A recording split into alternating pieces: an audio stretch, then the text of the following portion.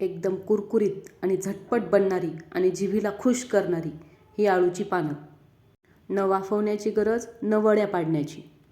अगदी 15च मिनिटात बनवा आणि घरच्यांना खुश करा. यासाठी गावरान अळूची पानं स्वच्छ धुवून घेतली. नंतर 2 वाट्या बेसन पीठ घेऊन त्यामध्ये बेसिक मसाले घातले. त्यामध्ये तिखट, मीठ, धना जिरा पावडर, लसूण, हळद आणि बारीक चिरलेली कोथिंबीर आणि वरतून थोडेसे तीळ घालून थोडं थोडं पाणी घालत सैलसर असं पीठ तयार करून घेतलं. याच्यामध्ये अजिबात खाण्याचा सोडा घालण्याची गरज पडत नाही. ही अशीच पाने इतकी कुरकुरीत होतात. जर अळूची पानं मोठी असतील तर तुम्ही कुठल्याही आकारामध्ये त्याला कट करून घेऊ शकता.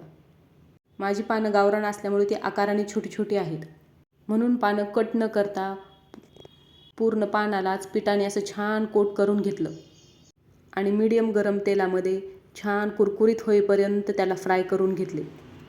एकतर ही पानं झटपट बनतात आणि जेवताना तोंडी लावण्यासाठी एकदम उत्तम पर्याय आहेत. ही पानं घशामध्ये अजिबात खवखवत नाहीत. कशी वाटली आजची रेसिपी? आवडली असली तर लाईक, सबस्क्राईब नक्की करा.